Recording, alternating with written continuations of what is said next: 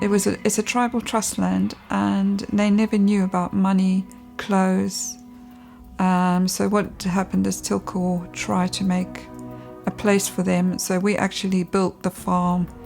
We bulldozed all the bush down to make room for the cotton at the time, and teach the labourers, if they work for their money, they get money. And then we had to get a shop because they didn't know about buying stuff.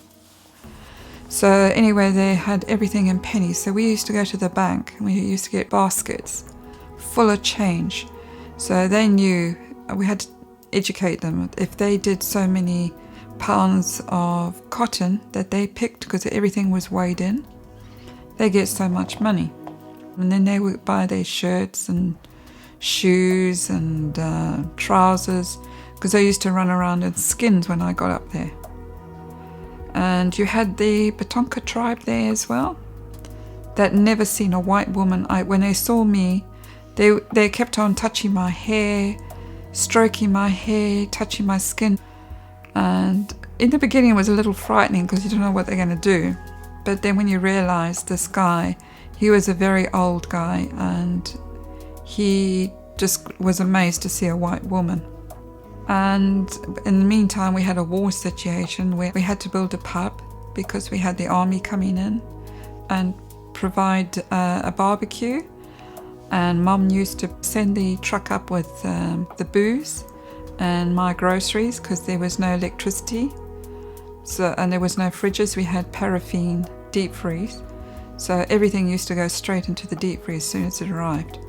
But meat-wise, we used to shoot for ourselves.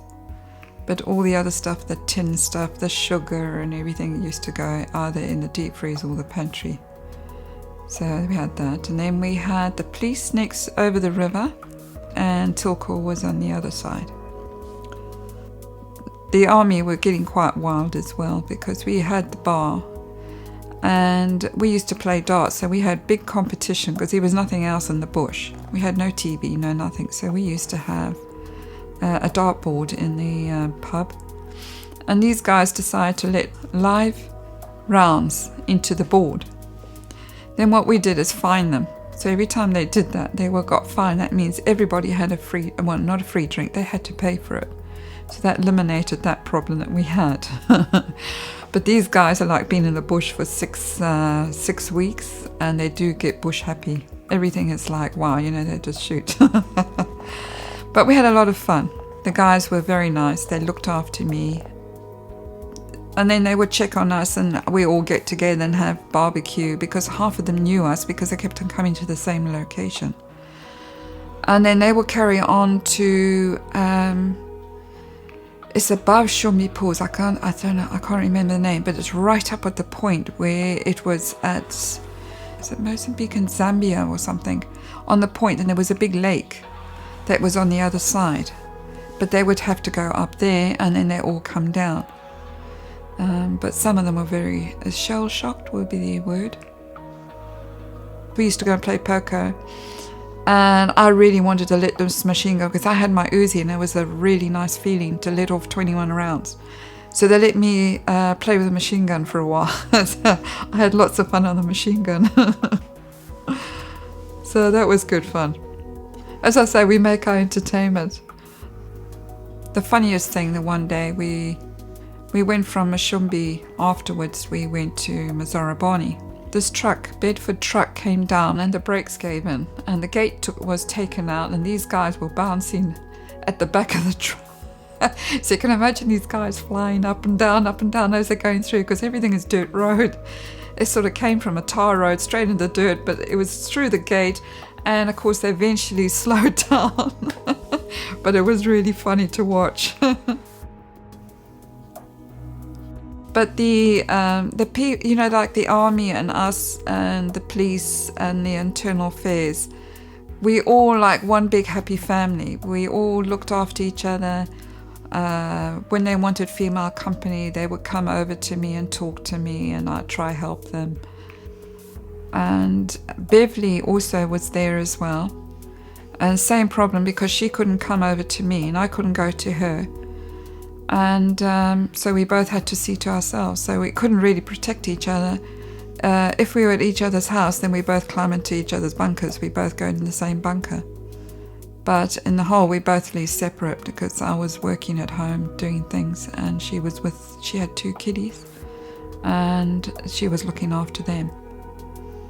Where I think they should have never been there, but it was too dangerous for kids, but they weren't going to schools, so they were still little.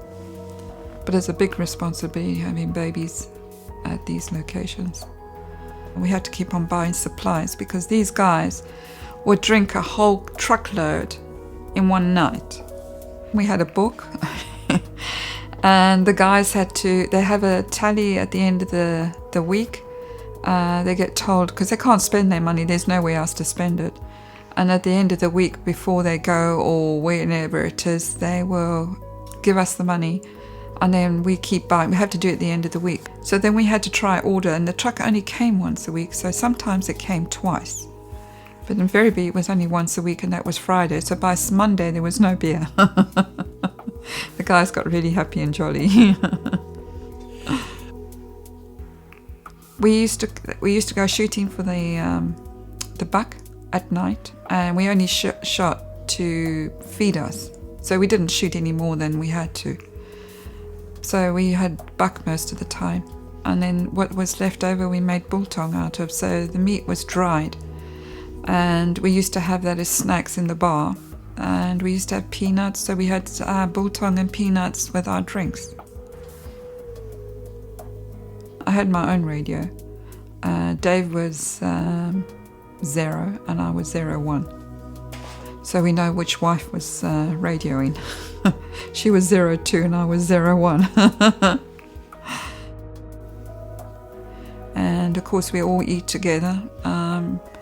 We have our own food and that, but in the hole we used to go to the pub, and I used to have barbecues because the stove was, you could do a stew or something, but it was easier to barbecue a piece of meat and have salad. So that's what we did. And I had the small aircrafts. They used to fly me in and out as well. That was a bonus. We didn't have to go on those, because when we went on the dirt roads, there was no tar roads. You don't know where the landmine is, so you're driving along literally a very slow, because it takes you hours to get into Salisbury, and you're scanning the road the whole time. You got Dave was driving and I'm scanning. We sit with a weapon. If we didn't have a weapon thing, and also we had a bodyguard at the back of us, and then we would drop him off at the other Tilcor village from Mashumbi to Mazarabani. We'd drop him off and then we would carry on, because you can't take all these guys with weapons because they used to disarm us when we went into town, because you can't have us happy trigger people in town.